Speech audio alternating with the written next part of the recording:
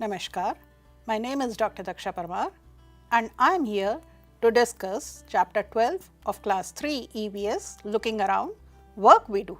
So what all work we do in an entire day? Why do we work? What will happen if we don't work? When you come to school, you might have seen people on the roadside selling vegetable, fruits, shouting to take this or that or saying it is fresh. Why do they shout? Have you visited a local market or a weekly market or maybe a mall sometimes with your parents? What have you observed there? Is there any child in your neighborhood who doesn't go to school? Try to find out the reason for their not going to school. Have you seen any child in your neighborhood working as domestic help or car cleaner or selling vegetables or fruits or at construction site? Just talk to them.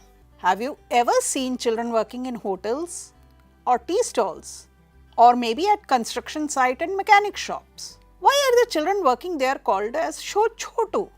Have you seen children begging on the streets or at the crossings, in trains, at railway stations or bus stands? Where do these children stay? Are all children fortunate enough to attend schools? These children don't feel like going to the school, meet their friends, wear neat school uniforms.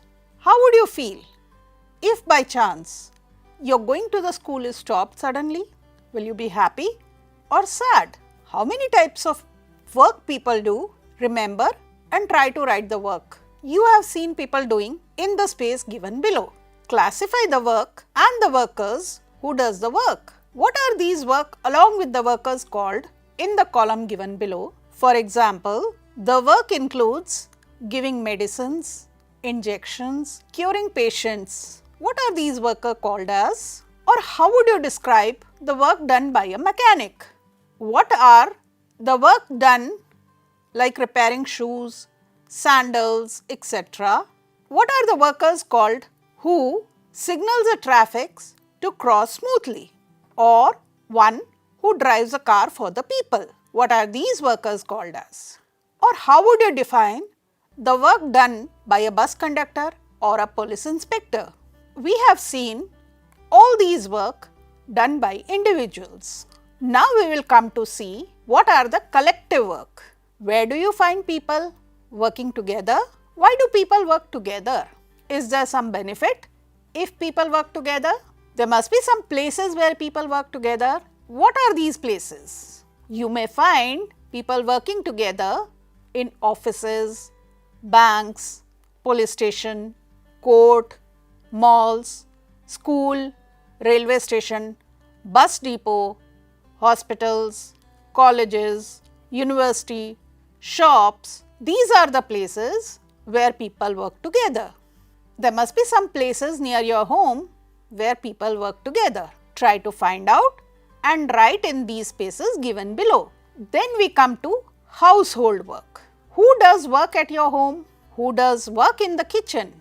Who goes to the office, shop or earn money for the family? You can see the picture of mummy cooking in the kitchen. Is your mummy a housewife or is she working? Does she get money for working at home? Who gets you ready in the morning? Who gets your homework done? Here, mummy getting homework done. You can see a picture of mummy getting the homework done. Who prepares your breakfast, lunch or dinner? Who attends to guests at home? Who cares for the elderly grandparents at home? Who takes care of the timely medicine of the sick persons at home? Do you have a small brother or sisters? Who takes care of them?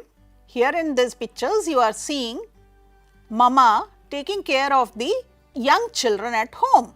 All these are work or not? But we don't pay for doing all these work. Just ask your parents. Are these all essential or important work or not? What will happen if these works are not done? What will happen if your mother goes out of the town? Or if mother could not cook? How will the house function?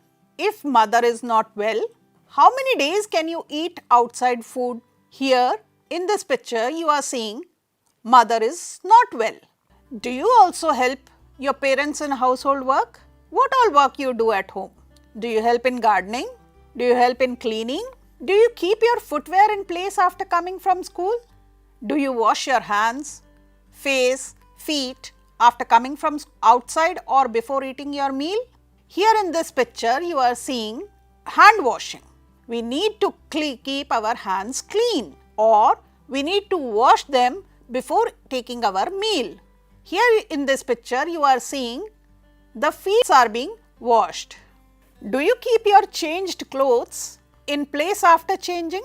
Do you take care of your younger brothers or sisters at home? Do you help your grandparents in stepping down the stairs? Identify the time on the clock. Given below are the different clocks showing different times. Identify from them the time you do different types of work in an entire day. What time you wake up in the morning? Do you get up on your own or your parents help you in getting up in the morning? What time of the day you go to school? What time of the day you come back from the school? What time of the day you eat your lunch? What time of the day you go to play outside? What time you come back after playing? What time of the day you eat your dinner? What time you sit to do your homework? How much time you spend in watching TV with your parents? Do you attend online classes? Have your parents or grandparents ever attended online classes? Ask your parents how they attended their schools. We are talking about past versus present. Talk to your parents. How their time was different from the present time. What all work they did in their time. How far was your parents' school from their place of residence? What mode of travel did your parents choose to go to school? How your grandparents attended their school? What all work your grandparents did when they were children? Find out in your neighborhood if any child has left his school to do household work or to look after for their siblings. If yes, talk to them how they feel leaving school. Can you help them in any way, either in studies or in some other ways? Talk to your parents and try to find out the reasons of children not going to school. We have seen there are some individual works and there are some collective work which people do in group. There are certain places where people work together like banks, post office, school, colleges, etc. There are certain work for which money is not paid, like household work.